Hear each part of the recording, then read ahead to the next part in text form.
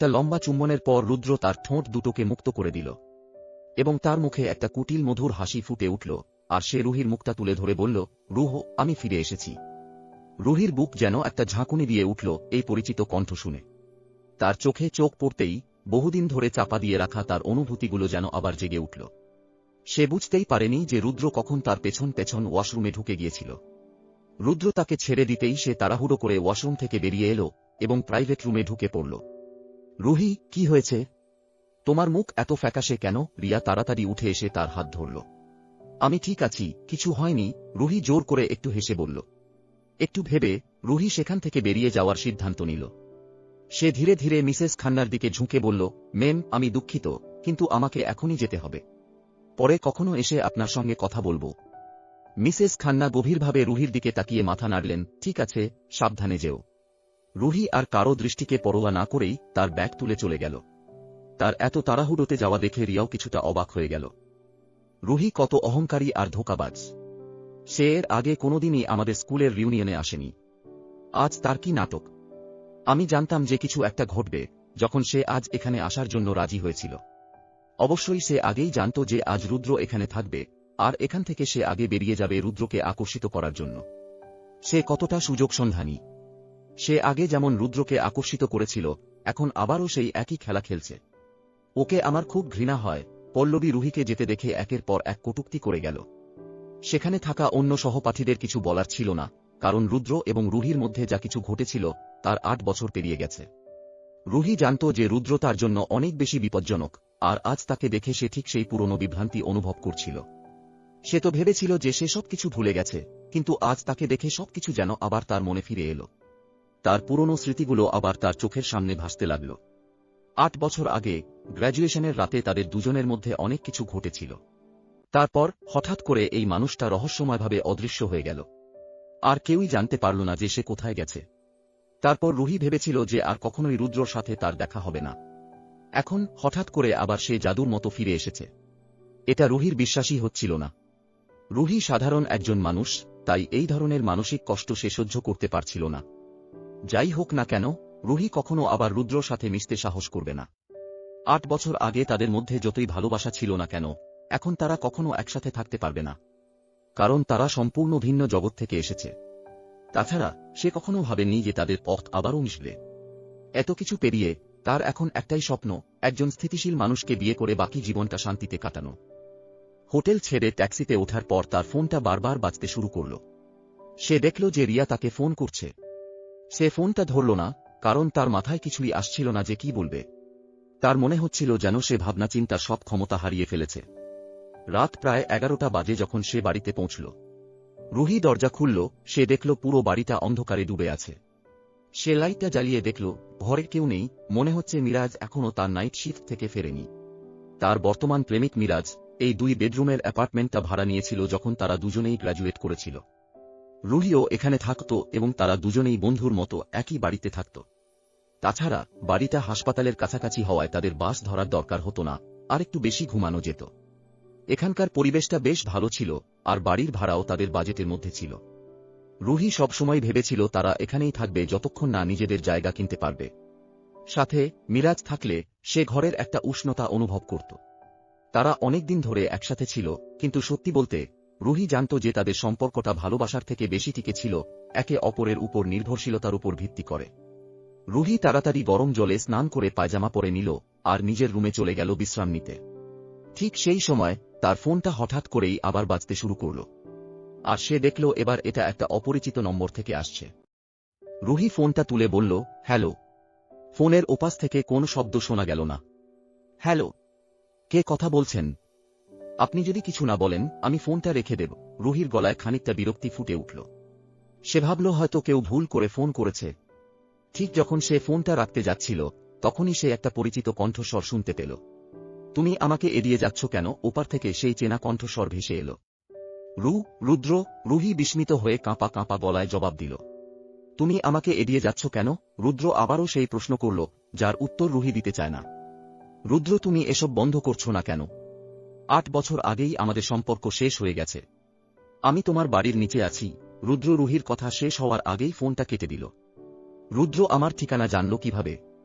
এটা নিশ্চয়ই রিয়ার বড় মুখের কাজ, রুহি মনে মনে ভাবল। বাথরুমে ঘটে যাওয়া ঘটনাটা মনে পড়তেই সে নিচে যেতে একটুও ইচ্ছুক ছিল না। তার মোটেই ইচ্ছা ছিল না রুদ্রর সাথে আবার মুখোমুখি হওয়ার। কিন্তু আমি যদি নিচে না যাই, তবে কি সে আমার জন্য অপেক্ষা করতেই থাকবে? যদি মিরাজের বাড়ি ফেরার সময় ওর সাথে দেখা হয়ে যায়? এসব কথা মনে আসতেই রুহি দ্রুত একটা জ্যাকেট চাপিয়ে মাথায় নানা রকম চিন্তা নিয়ে নিচে নামল। ঠিক যেমনটা সে ভেবেছিল, রুদ্র নিচে দাঁড়িয়ে আছে, একটা রূপালী রঙের অডি আর ইটের গায়ে হেলান দিয়ে, হাতে একটা জ্বলন্ত সিগারেট। রুদ্র, তুমি কি চাও? রুহি তার দিকে হেঁটে গিয়ে কড়া দৃষ্টিতে তাকাল। রুদ্র তার মাথা তুলে রুহির দিকে গভীরভাবে তাকাল। ওই চোখগুলোই আবারও তাকে সেই পুরনো অনুভূতিতে নিয়ে যাচ্ছিল। মনে হচ্ছিল যেন সে এখনও একমাত্র মেয়েটি যাকে রুদ্র দেখতে পাচ্ছে, যেন সে এখনও তার প্রতি তেমনই যত্নবান যেমনটা একসময় ছিল। রুহি একটা তিক্ত হাসি দিয়ে বলল, তুমি এসব ভুল করছো, মানুষ একদিন বদলে যায় রুদ্র। তুমি এখন যাই চাও না কেন, আমি চাই তুমি অতীতকে ভুলে যাও। আমি অনেক ক্লান্ত হয়ে গেছি, এখন আর আমি এই ঝামেলা চাই না। তাছাড়া এখন আমাদের দুজনেরই নিজের নিজের জীবন আছে, তাই দয়া করে এই পাগলামি বন্ধ করো। আমি পাগল না, রুদ্র গভীর আন্তরিকতায় বলল। তাহলে তুমি এসব কেন করছো? শুধু কি আমার সাথে পুরনো স্মৃতিগুলোকে তাজা করতে? রুহি বিদ্রূপে সুরে বলল। রুদ্রর চোখে এক ঝলক উজ্জ্বলতা ফুটে উঠল। সে গভীরভাবে রুহির চোখে চোখ রেখে হালকা গলায় বলল, রু, আমাকে বিয়ে করো। রুদ্রর মুখ থেকে এই প্রস্তাব শুনে রুহি প্রায় স্তম্ভিত হয়ে গেল। 8 বছর ধরে তুমি কোথায় ছিলে, আর ফিরে এসেই প্রথম কাজটা করছো বিয়ের প্রস্তাব দেওয়া? স্কুল জীবনে রুদ্র ছিল রুহির জীবনের সবচেয়ে গুরুত্বপূর্ণ একটা ব্যক্তি। তার সাথে ছিল রুহির প্রথম ভালোবাসা, খুশি, দুঃখ এবং ঘৃণার মুহূর্তগুলি। যাকে রুহি ভেবেছিল সে তাকে চিরকালের জন্য হারিয়ে ফেলেছে, 8 বছর পরে সে হঠাৎ ফিরে এলো। আর এসেই এমন এক প্রস্তাব দিল যা রুহির কাছে সম্পূর্ণ অবিশ্বাস্য মনে হল। রুদ্র, এসব বন্ধ করো। আমরা এখন আর ছোট্ট বাচ্চা নই। রুহি তার মুখটা রুদ্রর দিক থেকে ঘুরিয়ে নিয়ে বলল। আমি মজা করছি না। রুদ্র রুহির মুখের দিকে গভীর দৃষ্টিতে তাকিয়ে বলল। তাহলে তুমি কি আমার অনুভূতিগুলো নিয়ে খেলা করছো? এতে কি তোমার আনন্দ হচ্ছে? রুহি শুকনো হাসি দিয়ে বলল। তার গলায় হতাশার ছাপ স্পষ্ট বোঝা যাচ্ছিল। না, আমি তা করছি না, রুদ্র স্থির কণ্ঠে উত্তর দিল। তাহলে তুমি সত্যিই কি এ কথাটা বলছো? রুহির রাগ হঠাৎ হাসিতে পরিণত হল। সে রুদ্রর কথা শুনে হাসতে লাগল। তার কথাগুলো রুহির অবিশ্বাস্য বলে মনে হচ্ছিল। রুদ্র কিছু বলল না, কিন্তু তার চোখে স্পষ্ট বোঝা গেল যে সে মিথ্যে বলছে না। রুহি গভীর শ্বাস নিল এবং রুদ্রর দিকে আঙুল তুলে বলল, ঠিক আছে রুদ্র, তুমি যা বললে তা আবার বলো। রু, আমাদের বিয়ে করা উচিত। রুদ্র তার কথার পুনরাবৃত্তি করল। রুদ্র, আমার কথা শোনো। আমি বিয়ে করতে যাচ্ছি, কিন্তু তোমার সাথে না। তুমি স্বপ্নের জগতে বাস করা বন্ধ করো, কারণ আমাদের মধ্যে কিছুই হতে যাচ্ছে না। তুমি কি ভুলে গেছো যে আমি বলেছিলাম যে পৃথিবীর সব পুরুষ মরে গেলেও আমি আর কোনোদিনও তোমার সাথে ফিরে আসব না? তুমি জানো না, তুমি আমার জীবনের একমাত্র মানুষ যাকে আমি কখনো ঘৃণা করেছি। তুমি আমাকে আঘাত করেছ, আমায় প্রায় ধ্বংস করে দিয়েছিলে, কিন্তু তুমি কখনো বুঝবে না আমি সে সময় কেমন অনুভব করেছিলাম, কারণ তুমি আমার জায়গায় ছিলে না। তুমি কখনো সেই দুঃস্বপ্নের মধ্য দিয়ে যাওনি যেটা আমি পার করেছি। সুতরাং দয়া করে এখান থেকে চলে যাও। আমাদের জীবন এখন আলাদা। এবং এখন আমার একজন বয়ফ্রেন্ড আছে যে আমাকে তার জীবনের চেয়ে বেশি ভালোবাসে। তো প্লিজ এখান থেকে চলে যাও, আমি তোমাকে আর দেখতে চাই না। আমার কাছে তুমি একটা অভিশাপ, যেটা আমি আর কখনো মেনে নিতে চাই না, তাই আমি চাই তুমি আমার জীবন থেকে চলে যাও, যেভাবে 8 বছর আগে গিয়েছিলে। কথাগুলো বলার পর রুহি মনে করেছিল যে সে রুদ্রকে যথেষ্ট স্পষ্টভাবে তার কথাগুলো বুঝিয়ে দিয়েছে। সে ফিরে যাওয়ার জন্য ঘুরে দাঁড়াল, কিন্তু রুদ্র হঠাৎ করে তার হাতটা ধরে ফেলল। আমাকে ছেড়ে দাও রুদ্র। তুমি আর কি চাও? রুহি কথাটা শেষ করার আগেই রুদ্র তাকে শক্ত করে তার বুকে টেনে নিল। সে রুহিকে এতটা শক্ত করে জড়িয়ে ধরল যে রুহির মাথা তার প্রশস্ত বুকের সাথে ঠেকে গেল। তার সাদা শার্ট থেকে ভেসে আসা ভার্সেস ব্র্যান্ডের হালকা সুগন্ধ রুহির নাকে লাগল। কিছুক্ষণের জন্য রুহির মনে হল সে রুদ্রর বুকে থাকতে খুবই স্বাচ্ছন্দ্য বোধ করছে এবং তাকে একটা পুরনো অনুভূতি আচ্ছন্ন করে ফেলল। তার চোখে জল চলে এলো, অনেক পুরনো স্মৃতি তার চোখের সামনে ভেসে উঠল। কিন্তু রুহি সাথে সাথেই নিজের উপর বিরক্ত হল। রুহি, তুমি কি পাগল হয়েছ? তুমি কি ভুলে গেছ এই লোকটা তোমার সাথে কি করেছিল? এই লোকটা শয়তান, তার সাথে কেন তুমি সময় নষ্ট করছো? তুমি তো মিরাজকে বিয়ে করতে যাচ্ছ। এই কথাটা মনে আসতেই রুহি আবার নিজের মধ্যে ফিরে এলো। রুদ্র, আমাকে ছেড়ে দাও, তুমি একটা জঘন্য লোক। না হলে আমি চিৎকার করে লোক জড়ো করব। রুহি ভ্রু কুঁচকে একটু ধমকের সুরে বলল। কিন্তু রুদ্র যেন কিছুই শুনল না।